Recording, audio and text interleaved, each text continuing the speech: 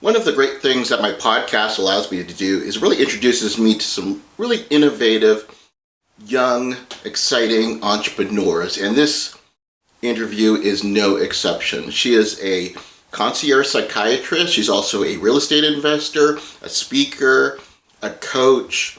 And in a time where more and more physicians are steering away from private practice, she's embracing it. In fact, she actually started her practice during her last year in residency and is now already ready to open up a second one. If you want to be inspired, you definitely don't want to miss this episode, my interview with Dr. Brook Choulet on this episode of Bootstrap MD.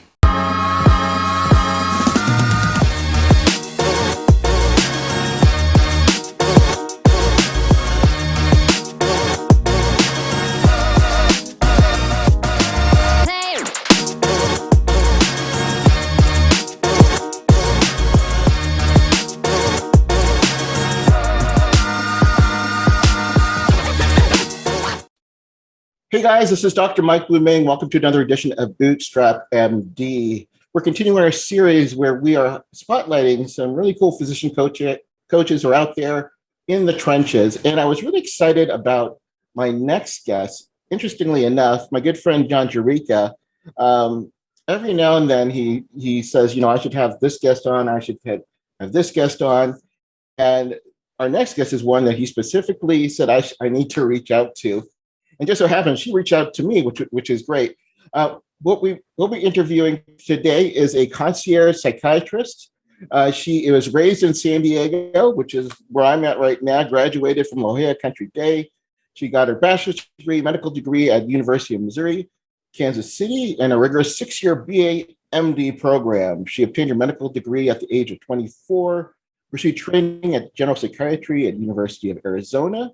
She continued her training in child and adolescent psychiatry through Creighton University's fellowship program right in Phoenix. Now, get this, guys. She's currently in her last year of her program, and she already has got her practice up and running. It's called Choulet Wellness. She'll tell us all about it. And she is, in fact, about to launch her second practice. And I'm so excited to have a physician who, from the beginning, knew that, we'll talk about if she did or not, wanted to start up her own private practice, as majority of physicians are in employed positions. Not that there's anything wrong with it. It just seems that we're kind of a dying breed, these practice owners. So I'd like to welcome to the program Dr. Brook Choulet. Brook, how are you doing? Good. Thanks for having me here today. Yeah, I had to look at your bio twice, and they said, "Oh, she's still completing her fellowship," and then you already have your own practice and you're already starting up a second one. Is that correct? It is correct. I am launching in about a month, the second one. This is amazing. So, I work with a lot of doctors, and I think we talked beforehand that, a lot of doctors, they maybe, some of them are in psychiatry, they want to start up a program, but even like a telemedicine program, they're still a bit skittish. And, doctors were risk averse, as you know. Maybe just tell us about your background and, where did this entrepreneurial sense come from? Because I think you probably have to admit, you're probably pretty unusual at someone so young an age. Yeah, so I am still not really sure where I got that background from. My mom has been in private practice for over 25 years, but by herself. So she's always been a one-woman show, does her own scheduling, billing, all of that. So this was kind of a unique thing when I brought this to my family, like, this is what I'm thinking of doing, and I want to kind of take the jump. And they're all like, are you sure? Are you taking on too much too fast? And I'm like, no, I'm going to go for it. So it really kind of was my idea while I was in training in residency and really kind of thinking about, what's in the future. Am I going to do kind of a hybrid, play it safe, where I take a part-time inpatient job and then try and start my practice? And that didn't sound all that great to me. So I was like, I'm just going to go for it. I'm going to get this up and running so it's ready before I finish and I can just launch into a full-time practice. Well, I think part of it too is, let's talk about your mom. So some of you may or may not know, she's actually well known here in the San Diego area. Uh, I don't know the best way to describe it. I guess a psychiatrist to celebrities might be, if someone would be able to hear her name. Is that where we would most likely hear about her? Sure, yeah, probably. She has, I call it a following. So her name is Dr. Donna Kashani. She has been in practice for a long time, and she really does like provide direct care to all of her patients. They all text her, call her, schedule with her, see her, and it's really kind of a close-knit relationship that she's had with people over the years. As a doctor, I wasn't used to asking for help, especially when it came to subjects outside of medicine. But then I found physiciancoaches.com. In an instant, I found hundreds of experts to help me in all aspects of life. On areas I was afraid to ask. Dealing with burnout, starting a side gig, money management, even help with my marriage. And the best part? Nearly all experts are physicians themselves. After reading their profile and a quick chat, I knew I found the right mentor for me. At physiciancoaches.com, help from professional colleagues is just a click away. Now, growing up, did you happen to visit her practice? Did you happen to tag along? Where did this sense when you said, I think I want to go into this field? Yeah, my grandpa was also a child and adolescent psychiatrist, so I kind of think I had it in the blood a little bit. But I just absolutely loved what she was doing, where in an outpatient setting, and same with other specialties too, you're really seeing change over time. And that got me really excited. I know some people prefer inpatient, you kind of treat things acutely, but for me, I really get joy out of seeing people improve over a long period of time. So even in medical school, you knew which specialty you wanted to go into. Is that safe to say? Yeah, I was between, it was interestingly enough, ophthalmology and psychiatry, which are totally different. But I just fell in love with psychiatry and wanted to pursue that. So when did you have the idea, about having your own practice? I would say it was about third year of adult residency where, people were starting to moonlight, making money that way. And I was thinking I don't want to stay up all night and take phone calls, trying to think of other ways that I could start making money while I was in training.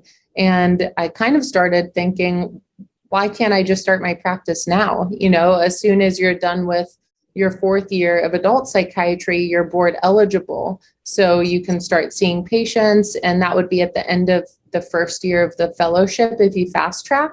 So I was like, I am just going to get everything in line. So I worked all of third year pretty much on getting a website in place, kind of picking the name, filing for the corporation, getting bank accounts, all of the basic business things, got that all in order. So then as soon as that July 1st date hit, when I became board eligible, I was ready to open the doors and see people. Well, it sounds like what you're saying is easy, but I'm sure it probably wasn't. It sounds like, how did you get all this information? Did you just read it in a book? Did you have mentors that you could talk to about who've opened their own practice, similar practices? Right. I think, talking to people in the community can be challenging if you're looking for guidance from people who are doing kind of what you want to do. So I actually reached out to some mentors on Facebook from other states who had their own private practices. And I spoke to them kind of just casually about what's worked, what didn't work in terms of how to structure things. But then in terms of actually getting the business things in line, I did a ton of research. I remember someone was like, oh, you can just hire a lawyer or, a tax person and they will open an LLC for you. And I was questioning, I'm like, why can't I do that myself? So I did research, I figured it out. Sure enough, you can do it online within 20 minutes in the state of Arizona. So I would say each piece as it came to me, I was like, I'm going to figure out how to do this on my own. And was it completely virtual, or did you ever get a chance to visit different clinics? How did that work for you? It was all virtual. So I had seen my mom's clinic. And when we say clinic, it's literally a room, right? So right now, even I'm sitting in an executive suite. So there's a bunch of other people in different areas, tax, lawyers, insurance, and then I rented an office just like my mom did. And that's really all I needed to get started. So that's kind of how I took that first small bite into things. I'm like, I'm just going to get a room, and that's what I'm going to start with. And then things quickly escalated from there. And now I'm building out a space to move into in 2 months since I have other people working with me. But I think just taking it one step at a time was really helpful for me, not to just like take the plunge into a really scary new thing. So tell us about your practice, because it's a concierge practice. For those who may not be familiar with concierge medicine, you don't take any insurance. Is that correct? No insurance. So tell us about kind of your vision of what you saw in your practice, and has your vision come true? Yeah, so during my residency, I would go to other sites in Arizona and kind of see how other community clinics were run, other outpatients. And I think the thing I encountered over and over again was that the visits were so short, and it seemed like the actual face time with the psychiatrist was so little compared to what I think I wanted. And that's what really got me motivated to be like, I don't want, 500 to 1,000 patients, even if I had under 100. I really want to be able to spend that time with each person, and be that kind of liaison with scheduling, and kind of everything runs through me. Because I think that's a nice personal touch. I hate calling clinics and going through a long phone tree, never getting to speak to someone even, or calling and being like number 20 in line. So I really wanted to deliver like direct care to patients. So that's where the vision came from. And yeah, I'm living it. I'm really, really happy that I'm able to spend an hour with patients and text them and just follow up, be like, I hope you had a great first day at school, or just even small things that mean a lot to people. So for me, I think that's come true. So one thing in business we talk about is your USP, your unique selling proposition. I'm sure you've heard about it. So let's talk about Choulet Wellness. What differentiates your practice versus other psychiatry practices that are out there? I think accessibility. I think that's the biggest word. So every single patient, once they get scheduled with the front desk person, they communicate with their psychiatrist or therapist or psychologist directly from there on out. So every single person calls in to make a new patient appointment, but then as soon as they have that first visit, they get their psychiatrist or therapist cell phone number, email address, and there's direct contact. Now, I'm at your website right now, and you've got a lot of people here on your website. How does that all work? Did everybody decide day one, hey, let's join up with Brook? Yeah, I'm sure that wasn't the case. So part of what happened was, in the beginning, I was just trying to let people know, like, hey, I'm doing this. Like, I'm a new psychiatrist in town, had a lot of like coffee and lunch meetings, just introducing myself to other therapists in the community. And pretty soon people were like, this sounds really cool. Like, there isn't really another psychiatrist like that. So pretty quickly, I told my husband, I'm like, I know I'm not out of training yet, but like, I think I want to start hiring people. So we really started thinking about that. And I was really upfront with everyone. Like, technically, I have another full-time job right now. Like, I'm in training, but here is my vision for this clinic. Here's all the things I'm doing to make this happen. And I would love for you to be a part of it if that sounds like something you're interested in. And so pretty quickly, I think within a 1-month period, I hired 4 therapists and psychologists and a psychiatrist, and it kind of went from there. And so when did you actually open your doors? July 1st of this year. July 1st of this year. Mm-hmm. Now, let's talk about, how did COVID affect you? I actually think that mental health care was more needed during COVID. So I think there was just a lot more anxiety and stress in people who never had it. So I've been seeing a lot of other doctors or professionals, executives, attorneys who they're like mid-career, and they're like, I never had anxiety before, and now I'm super anxious, and kind of working through why that is. And I think COVID is a large contributing factor. So I want to talk about, your practice is still relatively new. Has there been any things that you were surprised about when you opened? Has things been smooth sailing since it's been, Yeah, I think what I learned was it's really hard to let people go. So I had, a person that I had interviewed for an administrative assistant position, and they just weren't answering the phone. And I'm like, that's a pretty key component into Yes. getting new into getting new clients. And I think that was really hard for me because I am young, is feeling comfortable that this is my business and I can let people go and I can hire people. So I think for me, I was almost a little uncomfortable. Like, I'm only 28. Is this okay? So I think I kind of had to get over that pretty quickly and just do what's in the best interest of the business. So let's talk about your staff, because it's always interesting to see how people have kind of developed their staff. How many employees do you have? And then you can kind of break down, what are the roles? Sure. So I have an administrative assistant, and then I have two psychologists, a therapist, and two other psychiatrists, and then a nutrition coach, and soon a skincare specialist as well. Oh, wow. So how long were you doing it on your own before you realized you needed an assistant?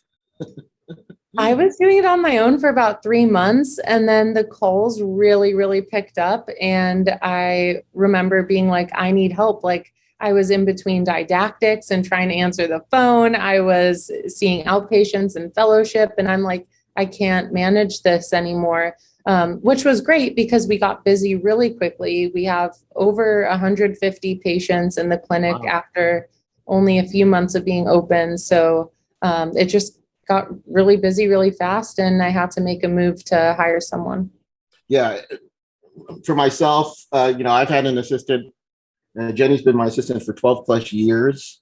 Wow. And, I always tell, entrepreneurs, the first thing that you should outsource is someone who can do your customer support and all those tasks that you really don't have time to do if you want to scale and grow.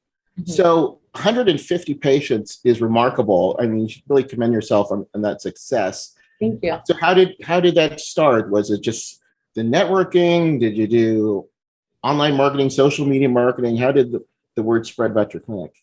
Sure. So I did a lot of meeting with other therapists, like I mentioned, literally just Google mapping therapists in Scottsdale, emailing them saying I wanted to meet and take them out for lunch or coffee and learn more about their practice, and really just get myself kind of enmeshed in the mental health community here. So that was a good referral source. And then as well, my husband being in internal medicine, his group knew that I was opening this practice, and a lot of them were great referral sources as well. And then Google Ads. I really just kept it simple. My main two marketing strategies were Google Ads, and I printed out these really cute postcards, what I thought were cute. And then I had my assistant send them to all of the therapists and internal medicine doctors in Scottsdale. And that's pretty much all the marketing I did. I love it. That's a way of ingratiating yourself to the community. Did you ever get any pushback? I mean, were there people who said, hey, this might be some competition for me? I didn't get any pushback. I think people underestimated me. I think they thought Really? I think that the psychiatrists, I think that some of the other physicians who had been in the community for a long time kind of were more like, oh, like, you're so cute, I'll try and help you. And so it was almost misogyny too involved, you think? Yeah. I don't think that they really thought that I would take off this quickly. Wow. So that probably just added more fuel to the fire then. So many people get motivated. I don't know if that act, but if I felt like I was being slighted, I would just use that as more motivation to like, I'm going to open up in June. Well, what's interesting is I contacted all of them just to meet with them. Like, I didn't want anything from the psychiatrist. I really wasn't looking for mentorship. I just wanted to introduce myself and just get to know who the other people in town were. So I definitely heard from them a lot more before I opened my practice than after. Okay. So, and they were just, most of them were pretty willing, and when they were perhaps a subset of them now work with regularly. Yeah, a lot of them were great. A lot of them were really helpful and send me kind of their overflow, and there's a lot of great people in the community here. So I'm very fortunate. I just really wanted to just let people know I was here and the doors were open. One of the things that I like to, when I interview, docs in private practice, is, think, oh, well, you're in private practice, you must be working 80 to 100 hours a day, a week. And that's true. We do sometimes, but not all of us. Maybe you can kind of go, what's a typical day for you like? Sure. My day is probably very different than others in private practice because I'm still in fellowship. So I get up around 6 a.m. and I do administrative stuff for my business until about 8. Then I go to my rotations, I do my thing. And then around 4 p.m., I'll see afternoon patients or evening patients. And then I hate to admit, I do pretty much work until like 9 p.m. to just make sure everything's flowing well, overseeing what's happening, the scheduling, just because at the beginning, I think it's most important that there's a well-oiled machine. By the time we're actually, recording this, it's probably about 3 months, 3.5 months since you opened. Why did you decide to say, you know what, I want to open a second one now? When did that come about? Well, I think, just for all the entrepreneurs out there, I think that there's a difference between being self-employed, right, where you're working your own hours and all of that, and you're seeing your own patients. But if you're not working, you're not making any money. So there's a difference between self-employment and then kind of being a business owner. Right. So to me, I think seeing my mom and the incredible things she's accomplished over the years, she is still self-employed. She is really protective of her patients, and she, really cares about her business. And I approached her and I'm like, look, this has worked for me.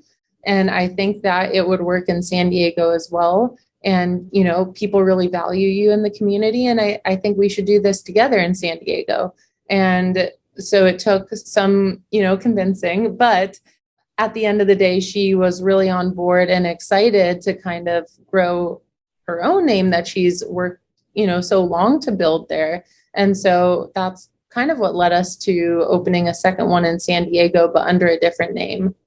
Okay. So you're just going to kind of like use the protocol or strategies in Scottsdale and then apply it to San Diego, La Jolla. Exactly. Okay. And will she be seeing all the patients then? And then having network? So she already is pretty full. So she'll be under that umbrella of the new clinic name. And then we're hiring another psychiatrist to start seeing patients there. And then I got my California medical license as well to kind of take some in both places. Remember when you could practice medicine on your own terms? What if you could take control of your physician career, make more money while working smarter, not harder? Pick up your copy of The Positioned Physician. Earn more, work smart, and love medicine again. Now updated for 2021, The Positioned Physician details one doctor's journey from burnt-out employee to successful entrepreneur. Whether you are in residency, in mid-career, or close to retirement, after reading The Positioned Physician, you'll gain the knowledge that can strategically impact your doctor life. The Positioned Physician, now available on Amazon Kindle and paperback. So it sounds like I'm being a little overstepping your bounds here. It sounds like you're building your empire. I just think that this hasn't been done. I think it's really. Am I right? It sounds like I'm right. I think that people are lacking a better understanding of good mental health care, because I feel like in the community, a lot of times mental health care is kind of frowned upon or kind of seen in a negative light because there are such short visits in the community, which is understandable at times because there's so many patients that need to be seen. But I really wanted to find a way that patients could come in who wanted to and see the same person for 30 minutes to 60 minutes, do therapy and medication management with the same person, and not have to be handed off like to a therapist or then to another psychiatrist, right. And simplify the process. Yeah, and definitely, I don't know, it just seems like too, in the media, we're much more accepting of mental health. We saw that with the Olympics, with Simone Biles and Naomi Osaka and the tennis player. So it's definitely been, it seems like it's been more accepting. I know, have you seen that from a clinical standpoint? I think so. I think that a lot of people are more accepting of mental health care and just saying like, I'm going to therapy or I'm on medications for depression. I do think that people are feeling more comfortable speaking about their mental health needs. And I know a lot of companies now are offering mental health days and, really acknowledging that a mental health day is just as important as a sick day. Now, I want to switch gears. Thank you for sharing this information about your concierge practice, but you also are involved in real estate. Tell us about that. Sure. So during COVID, our outpatient residency clinic kind of got shut down and was in transition for about a month.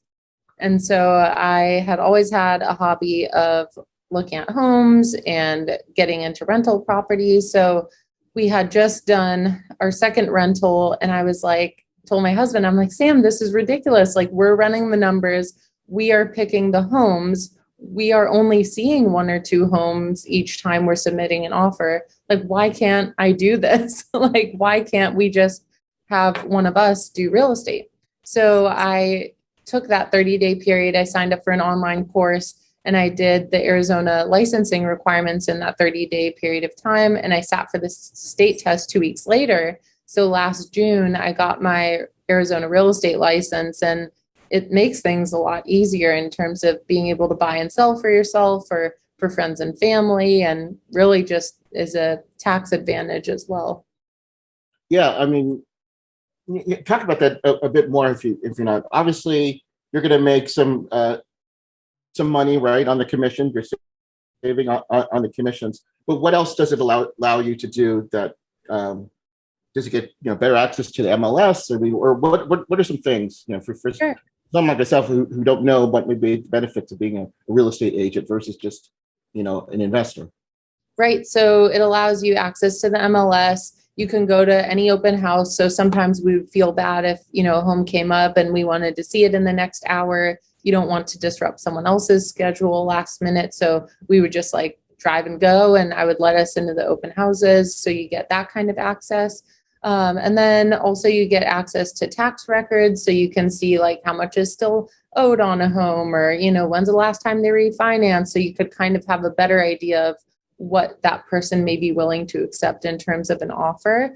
And then I think the most important thing is, let's say a home is $800,000 and you're going to be getting a 3% commission. So that would be $24,000. Then the seller is going to be paying that regardless. So would you rather have that come to you as an agent and pay taxes on that $24,000 commission, or just say, hey, listen, like I'm the buyer, I'm an agent. Can we just drop the price of the home to $24,000 less? And then you're not paying any taxes on commission, but you're still getting the house at a decreased price. So there's a few different advantages that you can kind of manipulate into the deal. Depending on like, if you wanted that cash up front, you could take that commission, but pay tax on it and get that $24,000 towards, your down payment, or just kind of bundle it into the deal.